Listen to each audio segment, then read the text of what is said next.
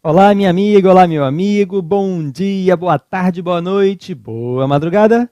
Vamos iniciar a nossa terceira aula, pessoal, dando continuidade àquele assunto que cai em tudo quanto é prova, não é? Direitos do advogado, gente. Falei para vocês, né, que isso caiu em todas as provas e com certeza vai cair na sua. Tá legal?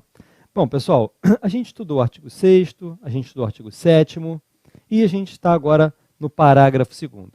É a partir daqui que a gente vai iniciar a nossa aula. E depois nós vamos estudar o artigo 7º-A, que foi incluído no finalzinho do ano de 2016 e já caiu no 22º exame de ordem. Tá legal? Então vem comigo, vamos lá. Bom, o parágrafo 2º nos diz o seguinte, gente. O advogado tem imunidade profissional.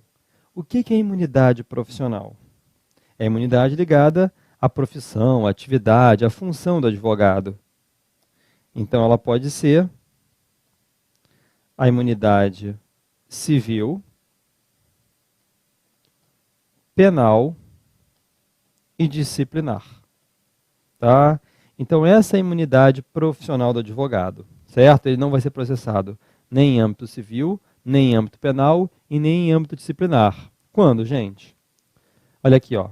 Não constituindo injúria, difamação ou desacato puníveis, qualquer manifestação de sua parte, no exercício de sua atividade, em juízo ou fora dele, tanto faz, sem prejuízo das sanções disciplinares perante a OAB pelos excessos que cometer.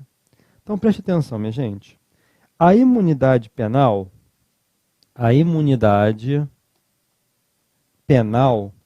ela não é novidade no nosso ordenamento jurídico. Por quê? Porque o artigo 142, inciso 1º do Código Penal, já trazia imunidade para injúria e difamação, só injúria e difamação, hein? Isso eu estou falando do Código Penal. Para qualquer pessoa, por exemplo, que em juízo viesse a cometer uma dessas condutas. O artigo 142, inciso 1º, diz que não constitui crime a ofensa irrogada em juízo, tá? Por qualquer pessoa. Aí o que o nosso Estatuto da Advocacia e da OAB fez? Trouxe a imunidade, já está até anotado na outra, ó. Trouxe a imunidade profissional. Ou seja, para o advogado não é só a imunidade penal, mas a imunidade civil e disciplinar também. E o que a lei quis? O nosso Estatuto quis? Quis que, além da injúria e da difamação, que também alcançasse o desacato. E quis a lei que fosse em juízo ou fora dele. Então, para o advogado, não somente se for em juízo, mas se for fora dele, como, por exemplo, num conselho de contribuintes, numa CPI, num cartório, numa delegacia de polícia. E, é claro, que o advogado só vai ter essa imunidade se for no exercício da profissão. O advogado não pode ficar ofendendo ninguém, xingando ninguém pela rua e dando carteirada, não vai adiantar nada. Tem que ser no exercício da profissão. Aí, a Associação dos Magistrados Brasileiros propôs aquela ação direta de inconstitucionalidade, que a gente até já comentou, que é 1127-8, e o STF entendeu que o desacato é inconstitucional. Então, atualmente, pessoal, o advogado só tem imunidade à injúria e à difamação. Percebam vocês que a calúnia, o advogado não tem imunidade. Na verdade, a calúnia nunca nem esteve nesse rol. Inclusive, a gente vai aprender daqui a pouquinho em infrações e sanções disciplinares, que sempre que o advogado for acusar alguém de crime em nome do seu cliente, tem que ter um respaldo para isso, que é a procuração com poderes especiais. Ou seja, ele só pode fazer isso com autorização do seu cliente. Tá legal? E até para reforçar, pede até para o cliente assinar na própria petição. A gente vai explicar isso no momento oportuno. Eu só preciso, por hora, que você entenda que, atualmente, a imunidade do advogado é somente aos crimes de injúria e difamação. Tanto faz ser em juízo ou fora dele, mas tem que ser no exercício da profissão. E a lei diz o seguinte, pessoal, se o advogado cometer excessos, a OAB ainda poderá puni-lo. Ou seja, ele poderá ser punido disciplinarmente caso ele cometa excessos. Por quê, gente? Porque se por um lado ele tem esse direito, ou seja, essa prerrogativa, que é a imunidade, por outro lado, ele tem um dever de tratar bem as pessoas. E quando ele ultrapassa, né, o limite aqui do direito, ele passa a infringir um dever. Por isso é que a OAB pode puni-lo. E quem vai decidir se ele se excedeu ou não? A própria OAB em um processo disciplinar. Que a gente ainda vai estudar também. Beleza? Muito bem. E aí a gente vem para a grande novidade, pessoal. Aquilo que eu dizia a vocês que iria cair na prova e de fato caiu na última, para quem fez aquela última prova, né? O 22º exame de ordem. Então, olha lá, gente. Artigo 7º-A. São direitos da advogada. São direitos da advogada. Aí ele diz da advogada gestante, no inciso 1º, lactante, adotante, o que der à luz. 3º, gestante, lactante, adotante, o que der à luz. 4º, adotante, ou que der à luz. Aí, pessoal, o que eles fizeram na última prova? Eles misturaram coisa que era só da gestante, botaram para lactante. Ou seja, na verdade, ele fez uma mistureba nesses direitos entre gestante, gestante lactante, aquela que dê à luz. Mas aí daria para resolver a questão pelo próprio bom senso. Tá legal? Por exemplo, aí eles podem botar, é direito da advogada gestante ter acesso à creche para o seu bebê? Como se nem nasceu? Se ela está gestante, pessoal, o neném está na barriga, vai botar o quê? A barriga vai ficar na creche e ela vai para a audiência? Então são coisas assim que pelo próprio bom senso a gente vai resolvendo, tá? Então, olha lá. São os direitos da advogada gestante. A. Entrada em tribunais sem ser submetida a detectores de metais e aparelhos de raio-x. B. Reserva de vaga em garagens nos fóruns dos tribunais. Beleza? Então isso aqui é para advogada gestante. Entrar sem ser revistada, né, com detector de metal e raio-x, e ter direito a uma vaguinha lá para botar seu carro no fórum. Tá? 2. Direito da advogada lactante. O que é lactante? Que está amamentando. Né? Adotante, advogada que adotar, criança, ou que der à luz. Ou seja, acabou de dar à luz. Tá? Enfim. Acesso à creche, onde houver, ou ao local adequado ao atendimento das necessidades do bebê. Sim, gente, porque tem fórum que tem creche. Tá? Senão tem que ter pelo menos um local apropriado para trocar lá a fralda do neném, se for o caso. Beleza? 3. Direito da advogada gestante, né? Está com o neném na barriga, lactante, adotante ou que der à luz. Preferência na ordem das sustentações orais e das audiências a serem realizadas a cada dia mediante comprovação de sua condição, que foi o caso na última prova. E o que eu falei, gente? Gente, eu disse isso no nosso curso, tá? O que eles vão brincar é com isso aqui, ó. Se é mediante comprovação ou não. Eles sempre pedem isso. São detalhezinhos. Tá? 4. Adotante ou que der à luz. Então, adotante é o que acabou de dar à luz.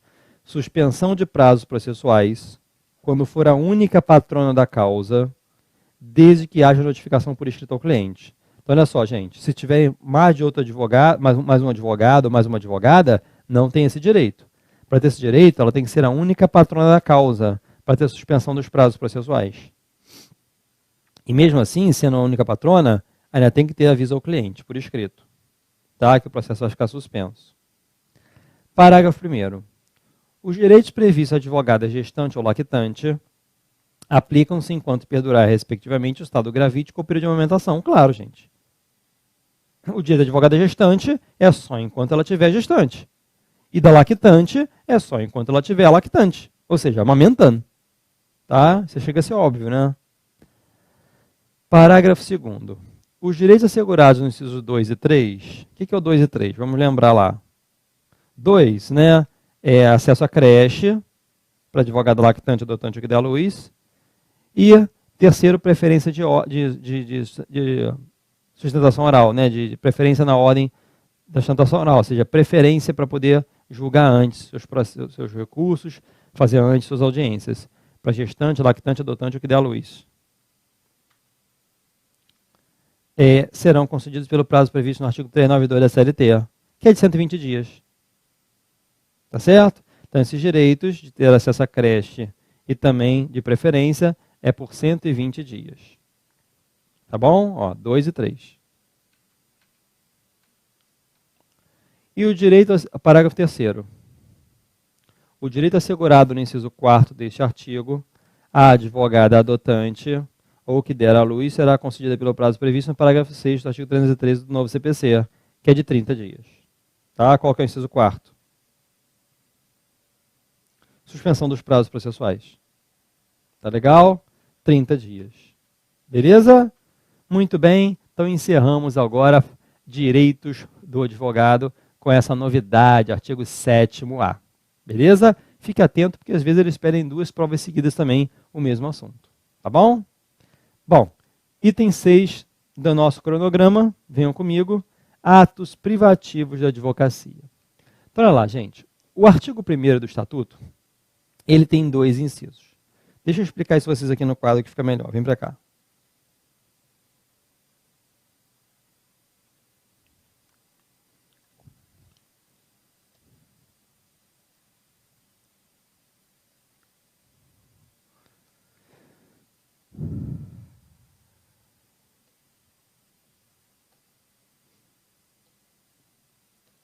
Bom, o artigo 1º do Estatuto diz: são atividades privativas de advocacia. Embora não esteja escrito aqui na lei, a gente entende que esses casos do inciso 1º, nós sabemos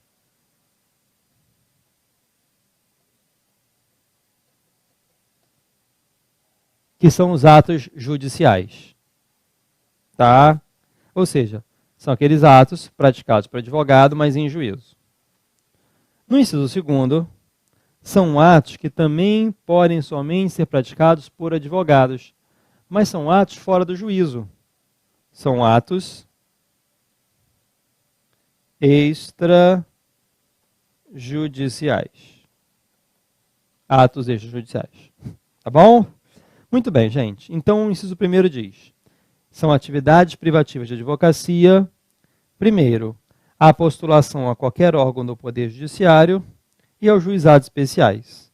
Então já puderam perceber que mais uma vez nos aparece aquela ação direta de inconstitucionalidade, agora se insurgindo contra essa palavra qualquer. Por quê, gente? O que acontece aqui? Bom, aqui está dizendo que só advogado pode postular em juízo. Quando na verdade nós sabemos que não é isso, não é? Nós sabemos que há casos em que a parte pode ir sozinha ao judiciário sem a necessidade de estar acompanhada por advogado. Aliás, quais são esses casos, hein, gente?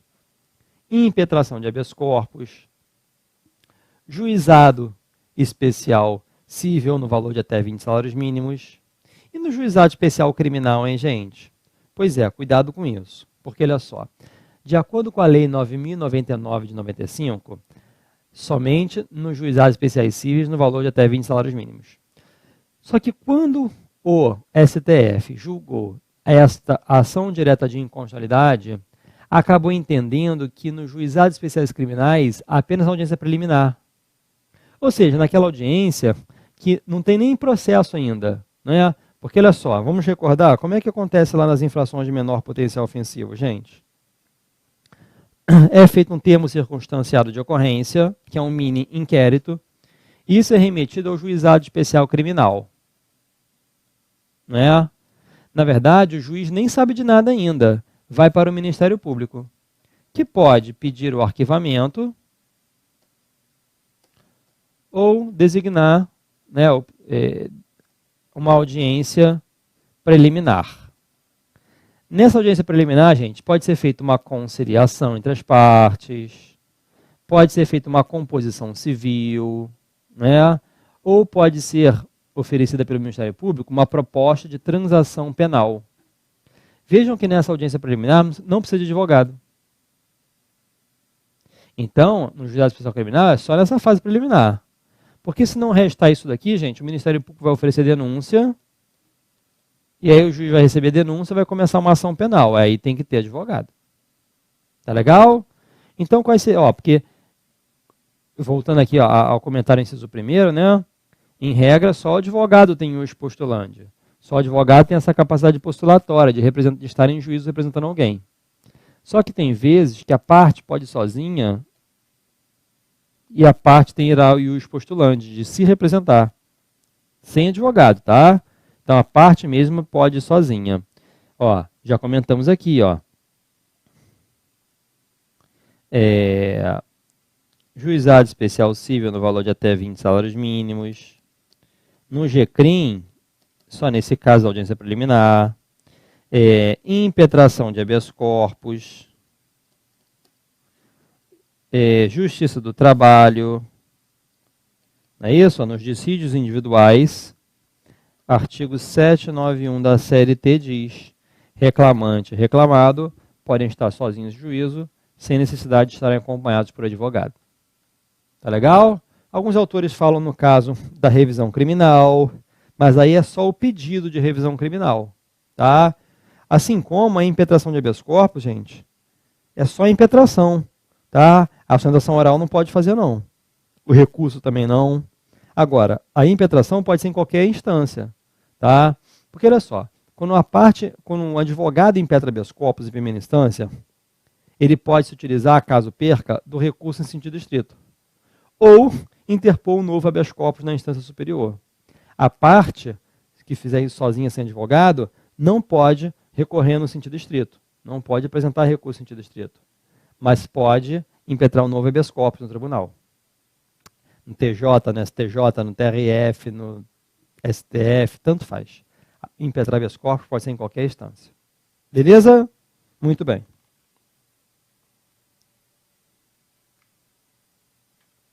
Vem para cá, olha lá. Inciso 2º. Também são atividades privativas da advocacia as atividades de consultoria, assessoria e direção jurídicas. Bom, qual a diferença, pessoal? A consultoria e a assessoria, elas são muito parecidas.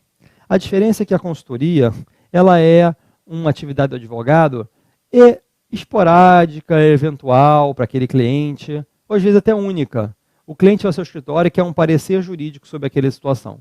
Doutor, o que eu faço? Doutor, acabei de fazer isso. Acabei de matar alguém. O que eu faço? Né? Radicalizei logo, né? Enfim, então, doutor, olha só, estou querendo me separar. Doutor, estou querendo pedir as contas no meu emprego. Aí o advogado vai dar um parecer, uma consultoria. Ele, de repente, nem quer entrar com a ação. Né? Ele só quer saber quais seriam os direitos que ele teria se pedisse a demissão do seu emprego. Né? Então, o advogado pode prestar essa consultoria de forma verbal ou por escrito, né? Mediante um parecer jurídico. Bom, a assessoria, ela se difere por quê, gente? Olha aqui, ó. A assessoria, ela tem por característica ser mais dinâmica. Vejam vocês que as grandes empresas, elas precisam de advogados que prestem essa assessoria jurídica. Porque de 5 em 5 minutos, de 10 em 10 minutos, vai ter alguém fazendo uma pergunta para o advogado. E o advogado vai conduzir naquela empresa pelos melhores caminhos. Essa é a assessoria. Ela é mais dinâmica. E depois a lei diz ainda, olha aqui, ó, em direção jurídica. Ou seja, gente, um departamento jurídico de uma empresa tem um chefe, que é o diretor jurídico. E esse diretor jurídico tem que ser advogado. Tá bom? Agora, uma vez perguntar em prova, vem cá comigo, ó.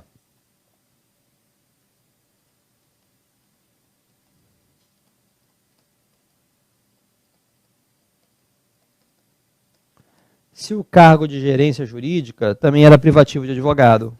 Muita gente diz que não, porque não está escrito aqui no artigo 1º, inciso 2º do Estatuto, mas está no artigo 7º do Regulamento Geral, gente.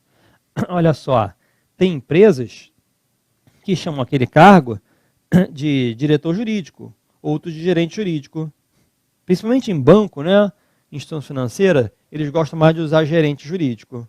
Mas também tem diretor jurídico também, tá? Enfim, isso varia, tanto faz. Sendo diretor ou gerente jurídico, tem que ser advogado. É a atividade privativa da advocacia. Beleza? Tranquilo? É isso aí.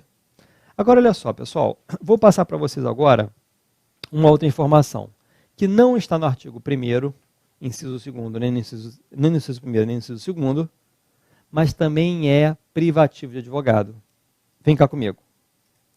Bom, esse parágrafo 1º fala aquele negócio da habeas corpus, que a gente já comentou, tá, em qualquer instância ou tribunal. Aí vem o parágrafo 2º, que é que eu preciso falar com vocês aqui agora. Os atos e contratos constitutivos de pessoas jurídicas, sob pena de nulidade, só podem ser admitidos a registro nos órgãos competentes quando visados por advogados. Então, o que é isso, gente? Quando uma empresa vai ser montada, é feito um contrato social, e esse contrato social vai ser levado a registro. Onde? Numa junta comercial, ou em algum cartório de RCPJ. Mas esse contrato só vai ser registrado se tiver o visto de um advogado. Por que isso, gente? Porque entende-se que quando o advogado dá um visto num contrato como esse, isso diminui o risco de dar problema na justiça. Porque quando o advogado avalia, analisa aquela situação, entende-se que ele mudou coisas que poderiam dar problema. Então isso diminui. No final, quem ganha é a sociedade. Vão ter menos processos, os juízes vão ficar menos atarefados.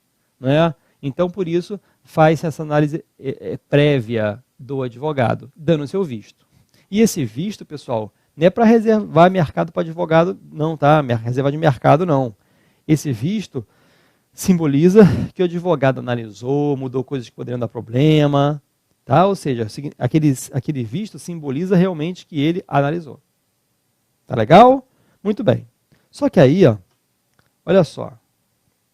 Vamos reler aqui para explicar outra coisa. Os atos e contratos constitutivos de pessoas jurídicas, sob pena de nulidade, cuidado com isso, hein? Sob pena de nulidade, só podem ser admitidos a registro nos órgãos competentes quando visados por advogado. Maravilha. Só que a gente tem que combinar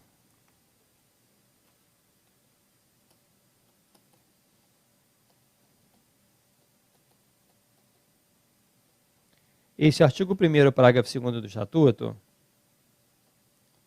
com o artigo 9º, parágrafo 2º, da Lei Complementar 123 de 2006, que diz o seguinte, esse artigo 9º, parágrafo 2º da Lei Complementar 123 de 2006, diz que não se aplica essa exigência de visto quando se tratar de microempresa e empresa de pequeno porte.